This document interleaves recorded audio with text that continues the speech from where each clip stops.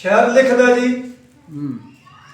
ਸਭ ਤੋਂ ਪਹਿਲੋਂ ਰੱਬ ਦੀ ਸਿਨਾਰ ਸੁਭਾਨ ਅੱਲਾਹ। ਸਾਤ ਮਲੰਗ ਮੱਲੇ ਰੋਸ਼ਨਪੁਰ ਵਾਲਾ। ਅੱਛਾ। ਜਿਸ ਅੱਖ ਉੱਤੇ ਰੱਖ ਮਾਲਕਾ ਉਹ ਲੱਖਾਂ ਖਜ਼ਾਨੇ ਤੇ ਥੁੱਕਦੀ ਨਹੀਂ। ਆਹਾ। ਲੱਗੇ ਭੇਦ ਪਰਵਾਨਿਆਂ ਜਲਨ ਲੱਗੇ ਸ਼ਮਾ ਵਿੱਚ ਪਰਦਿਆਂ ਦੇ ਲੁਕਦੀ ਨਹੀਂ। ਇੰਜੀ ਖਾਂ ਤੇਰਾ ਕਰਾਂ ਸ਼ਿਕਵੇ ਰੋਦੀ ਫੇਰ ਨਕਾਰੇ ਦੀ ਰੁਕਦੀ ਨਹੀਂ।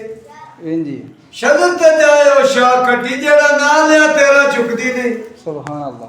ਬੇਮਿਸਲ ਬੇਮਿਸਾਲ ਮੌਲਾ ਬੰਦਾ ਮੁੱਕ ਜਾਂਦਾ ਸਿਫਤ ਜ਼ੂਰ ਦੀ ਮੁਕਦੀ ਨਹੀਂ। ਇੰਜੀ ਫਿਰ ਸ਼ਾਇਰ ਲਿਖਦਾ ਲਿਖਾਂ ਖਤਮ ਨਹੀਂ ਹੋਣੀਆਂ ਇਹ ਸਿਫਤਾਂ ਮੁਹੰਮਦ ਦੇ ਸ਼ਾਨ ਦੀਆਂ। ਵੱਧੂਆਂ ਤੇ ਬਲੈਲ ਜ਼ੁਲਫਾਂ ਇੱਥੇ ਸੂਰਤਾਂ ਨੇ ਪਾਕ ਕੁਰਾਨ ਦੀਆਂ। ਆਹਾ।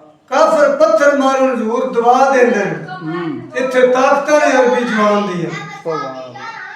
ਮੁਰਕੀ ਵਾਲਿਓ ਪੜੋ ਨਬੀ ਦਾ ਕਲਮਾ ਤਾਂ ਮੈਂ ਰੱਖੋ ਵੇ ਮਦੀਨੇ ਵੱਲ ਜਾਣ ਦੀਆਂ। ਸੁਭਾਨ ਅੱਲਾਹ। ਮੀਆਂ ਮੁਹੰਮਦ ਸਾਹਿਬ ਲਿਖਦੇ ਨੇ ਖੜੀ ਸ਼ਰੀਫ ਵਾਲੇ। ਮੀਆਂ ਮੁਹੰਮਦ ਸਾਹਿਬ ਲਿਖਦੇ ਨੇ ਖੜੀ ਸ਼ਰੀਫ ਵਾਲੇ। ਅੱਛਾ ਅੱਛਾ। ਦਰ ਦਰ ਦਰ ਦਰ ਕਰ ਜਾ ਜੋ ਸੁਆ ਹੋ ਮੁੜਿਆ